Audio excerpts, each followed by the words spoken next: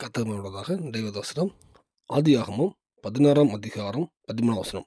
அப்பொழுது அவள், என்னை காண்போரை நானும் இவ்விடத்தில் கண்டேன் அல்லவா என்று சொல்லி தன்னோட பேசுகிற கர்த்தருக்கு, நீர் என்னை காண்கிற தேவன் என்று பெயரிட்டாள். ஆகையால் அந்த துறவு பெயர் லகாய்ரோயி எனப்பட்டது.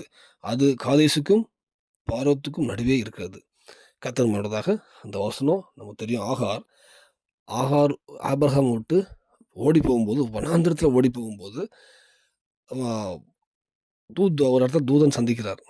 சந்திச்சு பேசுறார். நீ மறுபடியும் ஆபிரகாம் அவர்கிட்ட போயிரு.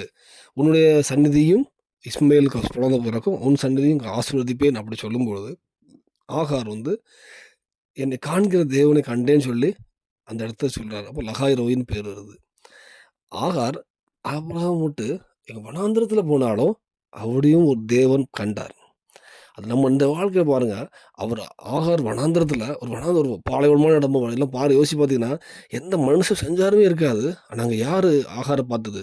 தேவன் பார்த்தாரு. தேவன் ஆகாரை கண்டார். இந்த வேளையில நம்ம வாழ்க்கையில நம்ம எங்க வாழ்ந்துட்டு போலாம்.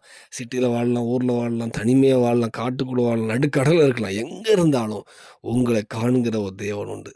நீ எங்க சூழ்நிலை இருந்தாலும், எந்த இடத்துல இருந்தாலும், எவ்வளோ பெரிய வீழ்ச்சியில இருந்தாலும் சரி, எவ்வளோ கஷ்டத்துல இருந்தாலும் சரி, நீ எந்த மாதிரி எஸ்டிம் பண்ணாலும் உங்களை காண்கிற தேவன் உண்டு. ஆகாரை கண்ட தேவன், ஆகாரை வனாந்திரத்தில் கண்ட தேவன்.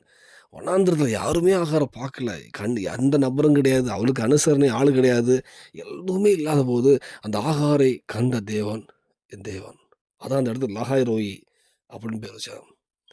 இந்த வேளையில நம்ம வாழ்க்கையை தேவன் அவர் காண்கிற தேவன். ஒரு எந்த சூழ்நிலையா இருந்தாலும், நீ வியாதியில ஜெபிப்பாங்க. சில ஒவ்வொரு காரியத்துக்கு உலக ரீதியாக எவ்வளோ கஷ்டப்படுவாங்க. அநேக காரியங்கள் ஜெபிச்சுட்டு இருப்பாங்க. ஆனால் ஒன்று தெரியணும், உங்களை காண்கிற தேவன் ஒருவர் உண்டு. ஆகாரை கண்டு ஆகாரின் கண்ணீரை மாற்ற தேவன் உங்கள் கண்ணீரை மாற்றுவார். இந்த வேளையில் நம்ம அர்ப்பணிப்போம். கர்த்தர் பிரியமாக மாற்றோம். நமக்கு உணர்த்தப்பட பாவங்களை அறிக்கை பண்ணி விடுவோம். கர்த்தருக்கு பிரியமாக வாழ்வோம். கண்டிப்பாக பரிசுத்தாய் நிரம்பப்படுவோம். உங்களையும் தேவன் ஆசீர்வதிப்பார். இந்த பூமியிலும் சாட்சியுள்ள வாழ்க்கை தருவார். பரலோகத்துக்கு தேவன் ஆயத்தப்படுத்துவார். அநேக ஜனங்களை பரலோகத்துக்கு கொண்டு பயன்படுத்துவார். அர்ப்பணிப்போம். தேவன் கிருபை செய்வாராக. ஆமென்.